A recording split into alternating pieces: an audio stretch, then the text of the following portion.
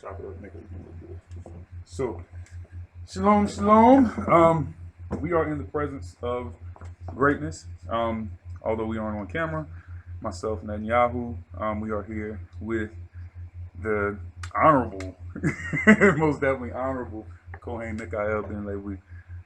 He's had many, many years in the Israelite community. He's one of the forefathers. Cohane, how you said from the 1960s? I came into law in 1969. Amazing. So I've been in this way of life from 1969. Okay. So what this is, the purpose of this is, we are going to go into a brief interview. We're also going to discuss the New Testament as well. And we are going to ask Netanyahu and myself, we're going to ask some questions. But first, as I was talking to Cohane before we actually started this, I would love for you to just introduce yourself and let everybody know who you are. And if you could just give them information about yourself, feel free to talk as long as you like. I'd just like to first give all honor to the Holy One of Israel, to the power of our ancient forefathers for just life and for the portion in life that He's given to me. I was born in Harlem in 1948. I grew up in Brooklyn, New York, in Bed-Stuy, Brownsville in particular. I went to Boys High School. I've seen a lot of things in terms of this country. So having been raised here, seeing what drugs did in my community, the gangs and the ignorance of our people, perpetrating violence on one another. So all the things that come up with Black Lives Matters is something that I experienced from my childhood.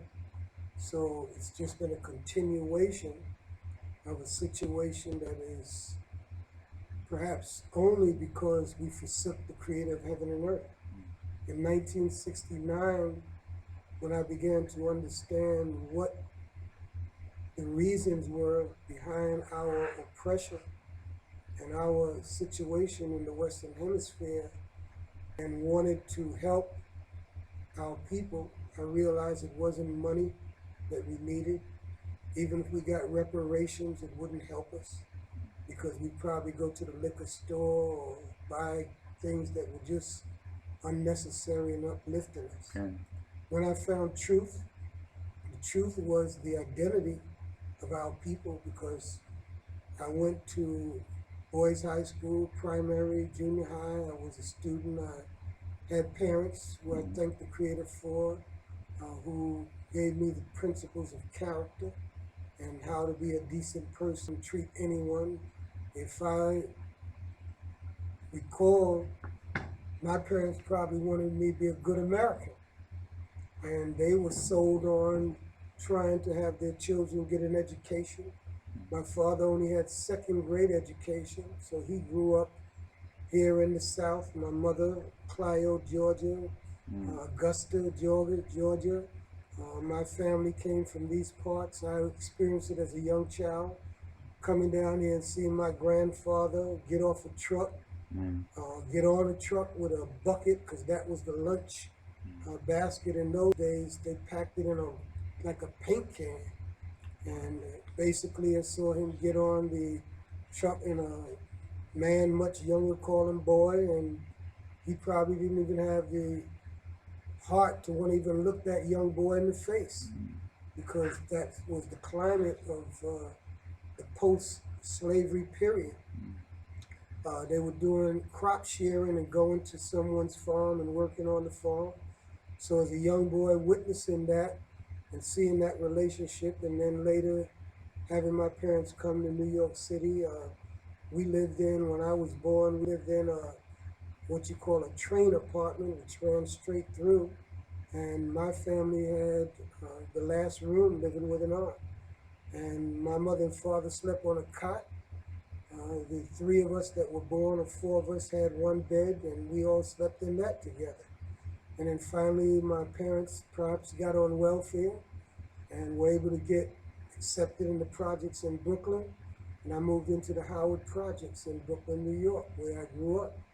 We started out as little youth, playing marbles and tops and ring Olivio, running games, and then it took a point where we got to be teenagers, 13, and these wonderful friends became Roman Lords and Jolly Midgets and gangs that were killing each other.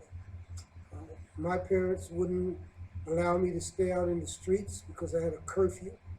So I had to be upstairs, so I was never involved in those types of things. And then I went to school, I played basketball, so a lot of people knew me from track and basketball, and many of the gang members, just perhaps how I treated them, even though they weren't the gang that was in my neighborhood, they knew because I played basketball in many other neighborhoods and befriended them, and they just wouldn't trouble me. I was just probably one of the very few that was never ever gang beaten or jumped. I could walk to school in another neighborhood and they'd let me come home. My friends couldn't. And at some point, I began to realize that, again, this was very painful. My prayer and praying started as a result of that atmosphere that I told you about. Because I saw 50 people beat one brother up and stomp him almost through the ground. Stabbings and shootings. And so I prayed my way to navigate to get back home alive. So I became very prayerful. Strangely enough, my mother would be saying, you have to pray. And she would say that because many times I was curious about how these gangs would fight. I would hide in the bushes. Shooting might have been taking place all around me, and all of my siblings were upstairs, but I was the last one to come up, and it was repeatedly. So I was like the black sheep. I wasn't involved in the gangs, but another friend who's no longer alive, his name was Richard Massey, we were just 11-year-olds, and we just, maybe even younger, 8-year-olds, and laying down in the bushes and all this fighting. So we saw what a gang fight was really all about. Women coming out with swords, and they were part of the bloodshed and the fighting. Those prayers perhaps was my relationship with God, the Creator. My mother would always say, you need to pray because you staying in trouble. And so again, I wasn't in trouble. I was just in the streets. I didn't keep the curfew. It wasn't because I wanted to be defiant. I just forgot that I was supposed to be up at 7, because the streets for me was intriguing. It was interesting. It was I was just anxious to know what is all of this about. The drugs, seeing it and seeing people who were strong, beautiful young people bent over now and just curious. Never got involved, but just curious. And they loved me. I was with people that sometime on the staircase, I thought it very inhumane to live in a project with 13 stories and all of us stacked up on top of one another. That created the wars and the fighting. So I was in an atmosphere where all of that took place. Drew me closer to God. I didn't know it, but that's what it was doing. By the time I hit 18, and I'm hearing Nikki Giovanni, Malcolm X, Martin Luther King, and seeing the contrast, listening to James Baldwin, and all of these different prominent people of the time, my mind started to open up. I went from sports and liking sports to being interested in the issues. And all of these things, the last poets, they were shaping my mind, listening to them. And one Sunday, having been brought up in Mount Olive Baptist Church on Eastern Parkway, St. Mark's, I was in the church, probably even thinking about maybe getting more involved in the church. So my parents were, as I said, trying to direct us, doing the best that they could to give me the foundation that they felt would have me not only fit in American society, but stay out of trouble, stay out of jail. Most of my friends either went to Vietnam and died.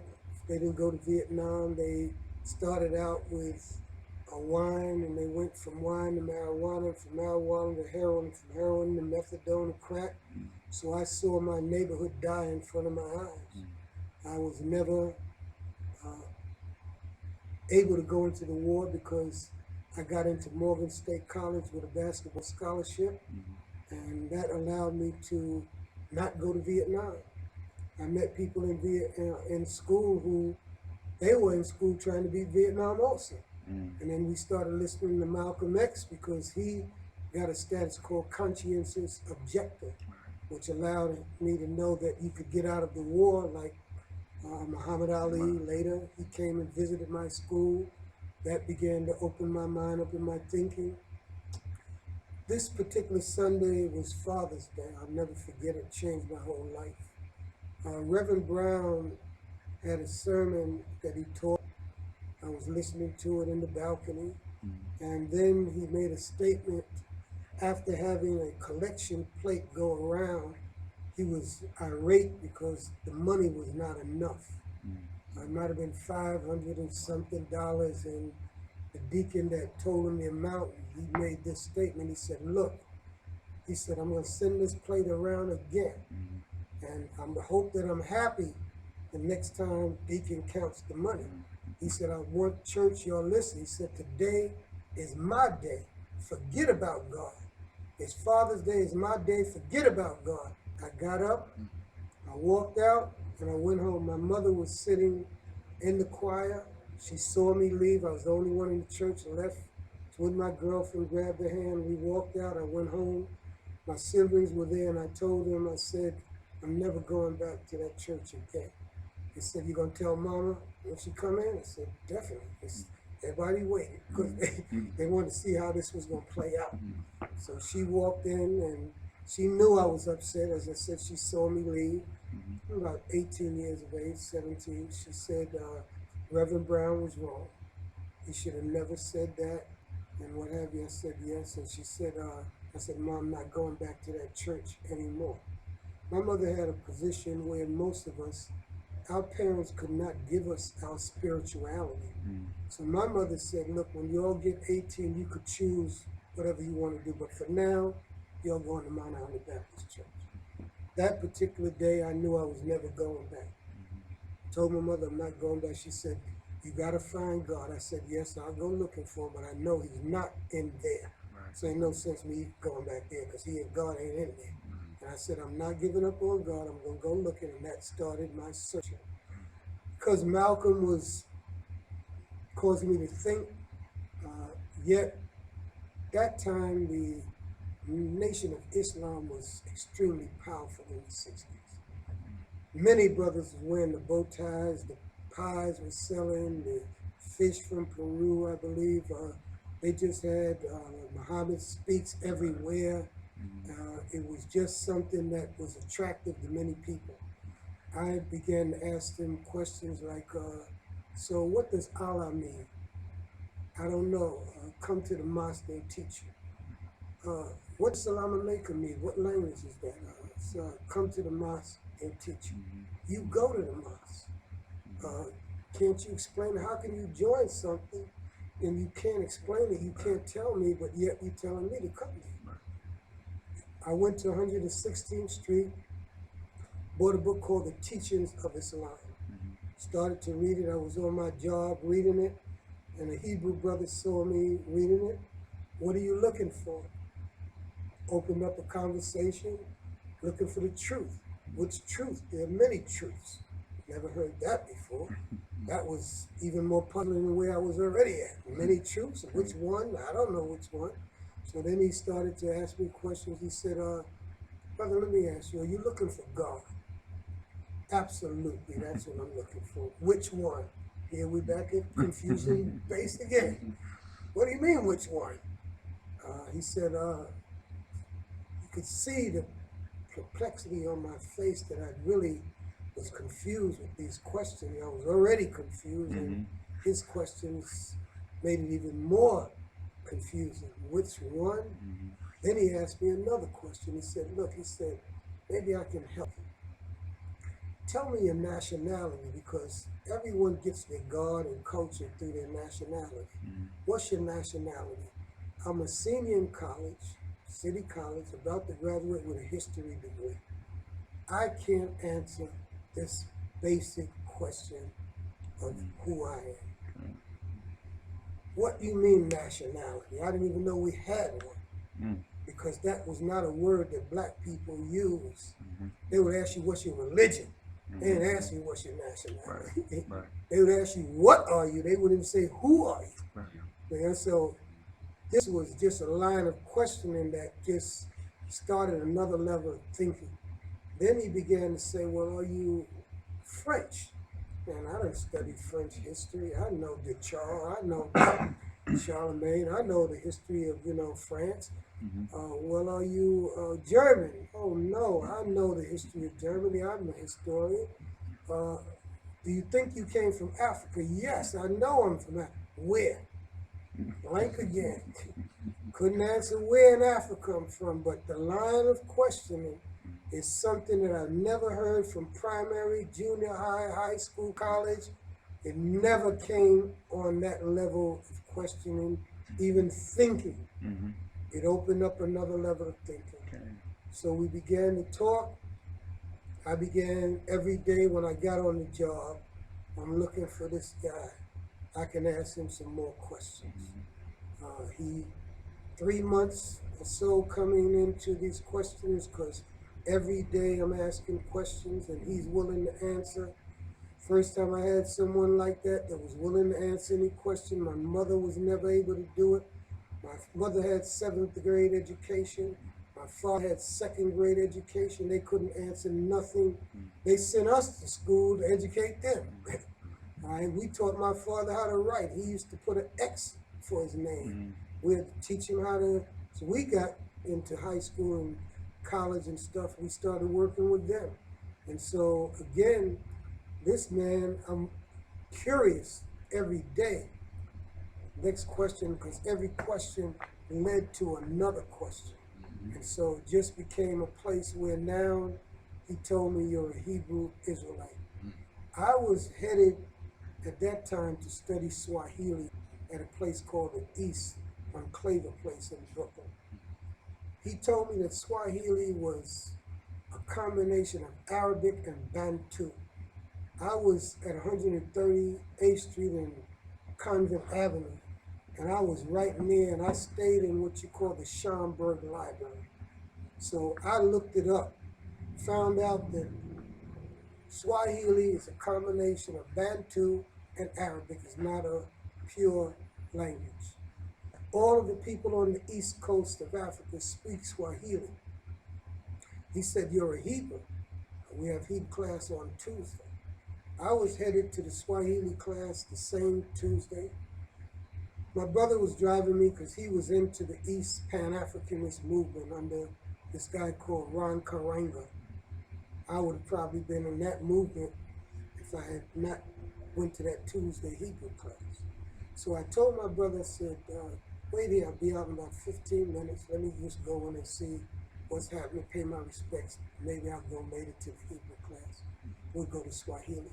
They were doing the Aleph Beit on the board, Aleph Beit, Gemel, Dalet, Hey.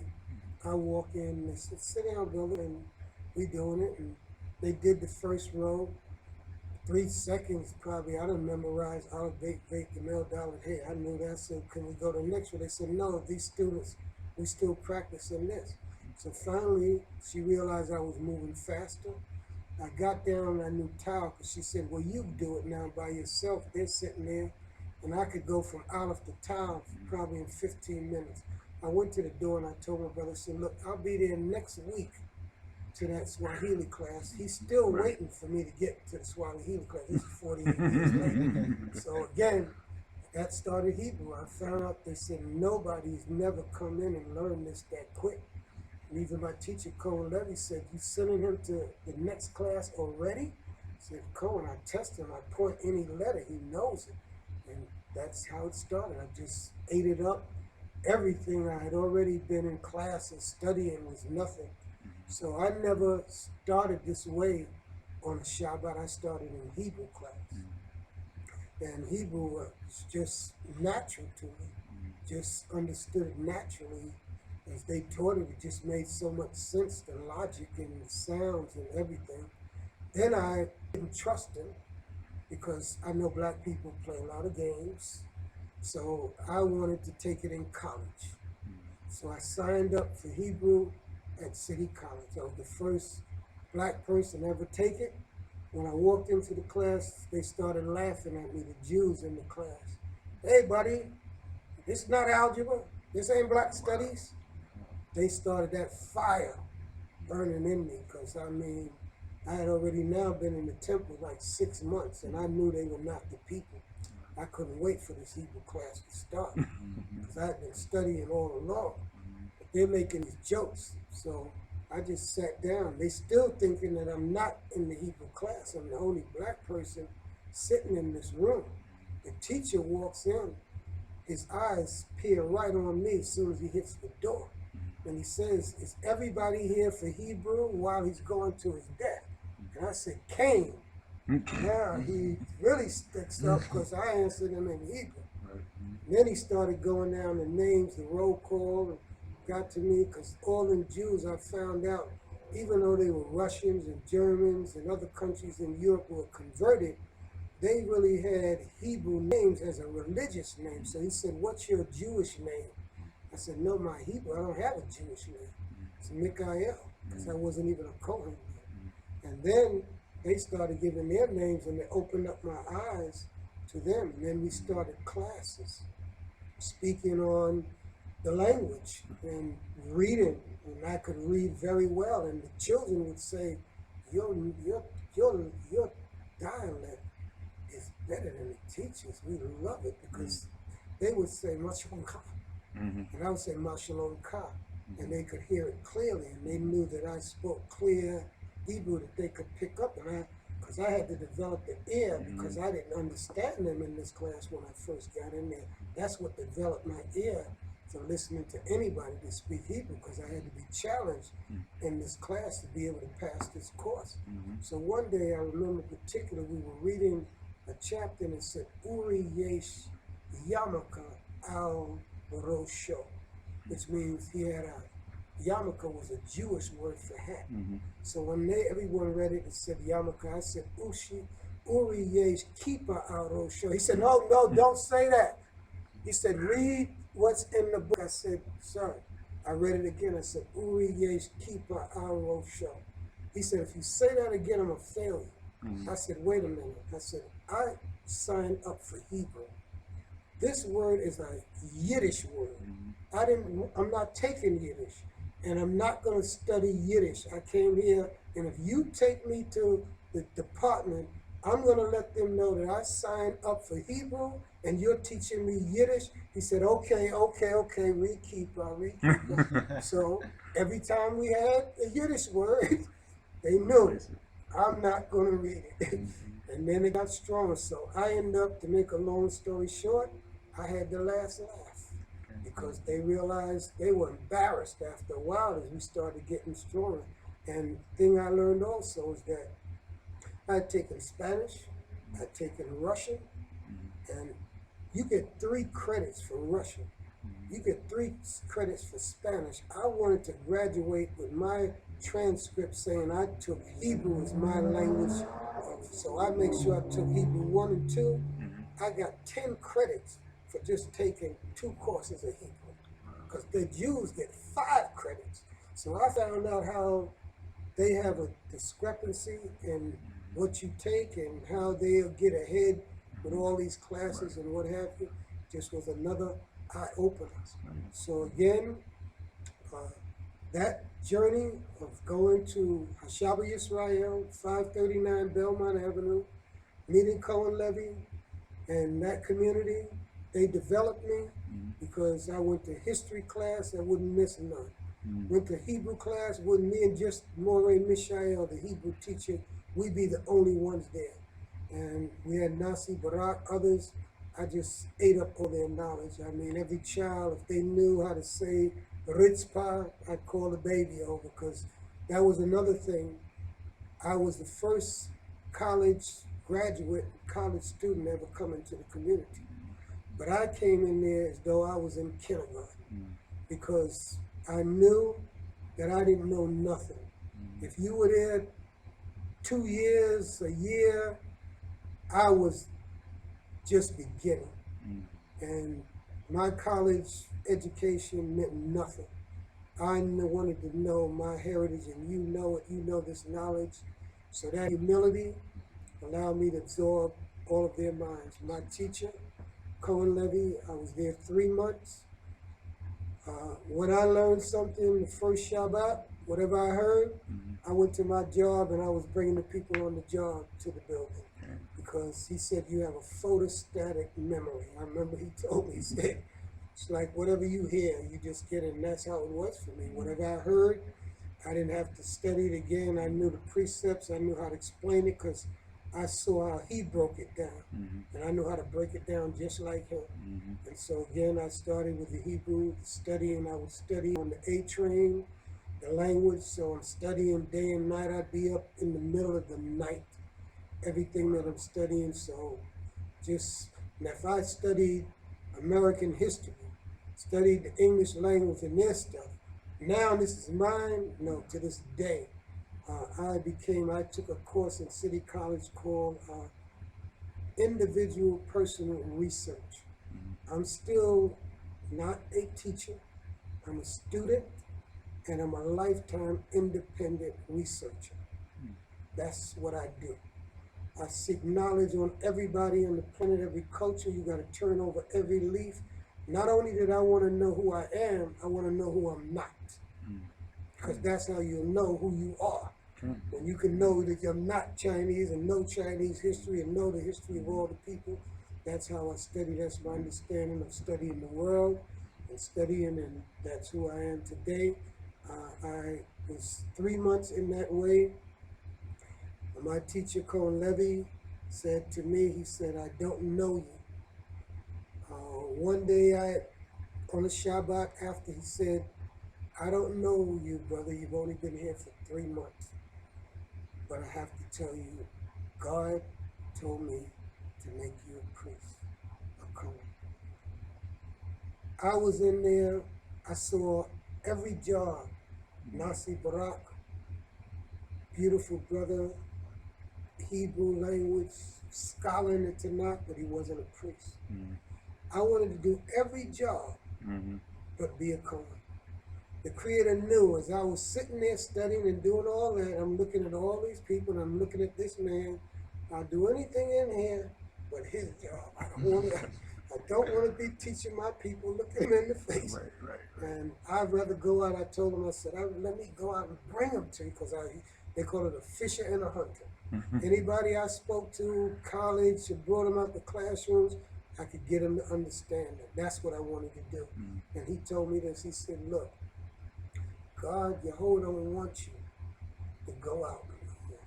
He said, this room, the congregation, is going to be the pond or the ocean. You're going to fish them out their seats. You don't got to go get them no more. Then I said, hey, all right. That makes sense. So he's going to bring the people to me, and that's when I understood it, and I was willing, and we went into private studies. And he started giving me all the inside information of Torah, Tanakh, and he knew that I had the study skills, and he just said, now you go and you take all of this, and that's what I did. So I've been studying ever since. And now he told me, said, you're going to have an adventurous life. That was an understatement. At one time, I was on 5 continents in 1 month. So I travel worldwide now. I've been in all universities around the world, speaking, lecturing, and I just want to wake up the planet, and in particular our people. But our mission, and I want to say this, on behalf of myself, on behalf of my people, I apologize to the whole planet for not doing what I'm doing now. And that is being a light to the nations. This planet is in need of truth. And had we given them the truth of the maker of heaven and earth, we would have all these gods, all these religions, and we'd have a common human and humanity bond. That's my mission now, is to bring this truth to the planet Earth. It's in great need of truth, and that's where I am today. You asked me to tell about my life. Well, and I you hope that's you definitely did, and that was an amazing story. Tell you what I'm gonna do now is I'm gonna pause this. I want to do some sections, so we'll be able to break I this can down. get clear my head and